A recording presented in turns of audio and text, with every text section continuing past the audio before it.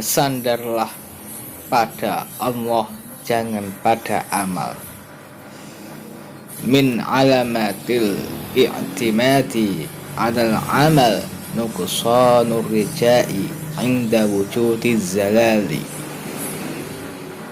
Sebagian dari tanda bahwa orang itu bergantung pada kekuatan amal dan usahanya, yaitu berkurangnya pengharapan atas rahmat dan karunia Allah ketika terjadi padanya suatu kesalahan dan dosa.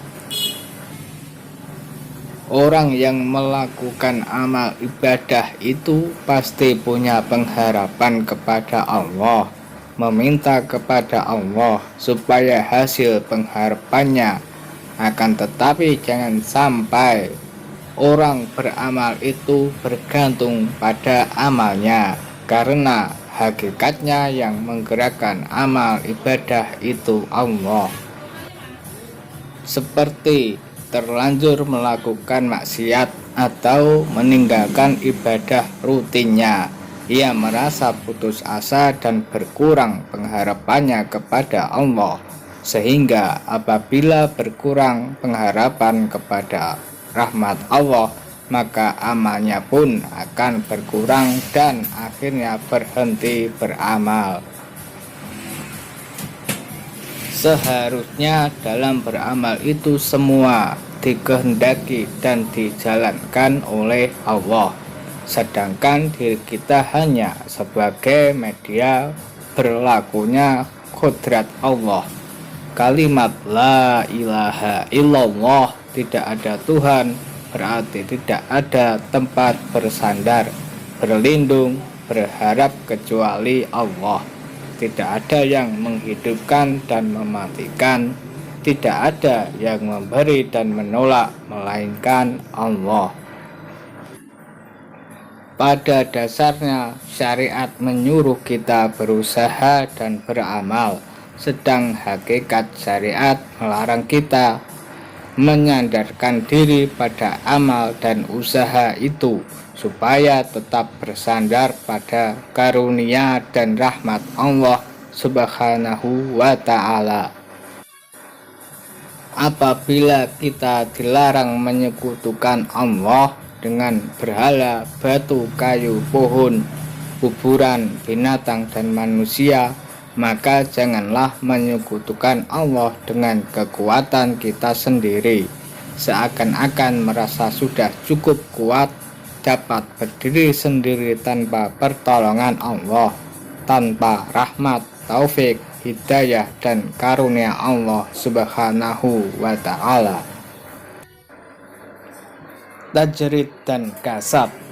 Iradatu kat tajrida ma'a iqamatillahi iyaka fil asbabi minasyahwatil khafiyah, wa iradatu kal asbaba ma'a iqamatillahi iyaka fi tajridi inhitatun anil himmatil aliyah. Keinginanmu untuk tajrid atau hanya beribadah saja tanpa berusaha untuk dunia, padahal Allah masih menempatkan engkau pada golongan orang-orang yang harus berusaha. Atau kasab, maka keinginanmu itu termasuk nafsu syahwat yang samar atau halus.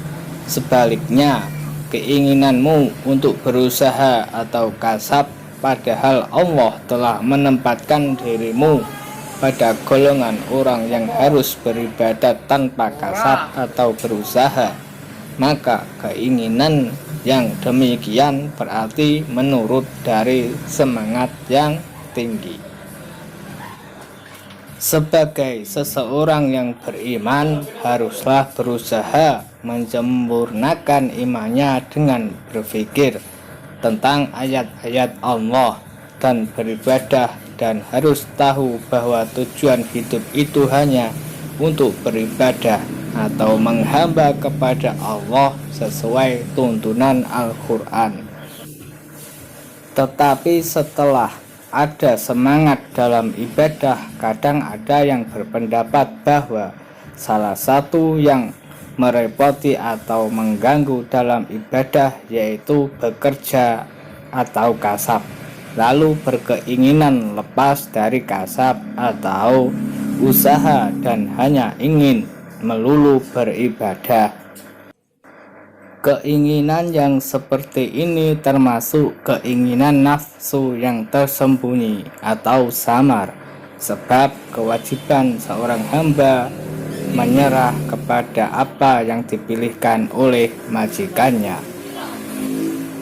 Apalagi kalau majikan itu adalah Allah yang Maha mengetahui tentang apa yang terbaik bagi hambanya, dan tanda-tanda bahwa Allah menempatkan dirimu dalam golongan orang yang harus berusaha apabila terasa ringan bagimu, sehingga tidak menyebabkan lalai menjalankan suatu kewajiban dalam agamamu, juga menyebabkan engkau tidak tamak atau rakus terhadap milik orang lain. Dan tanda bahwa Allah mendudukan dirimu dalam golongan hamba yang tidak berusaha atau tajrid apabila Tuhan memudahkan bagimu kebutuhan hidup dari jalan yang tidak tersangka, kemudian jiwamu tetap tenang ketika terjadi kekurangan karena tetap ingin dan bersandar kepada Tuhan dan tidak berubah dalam menunaikan kewajiban-kewajiban.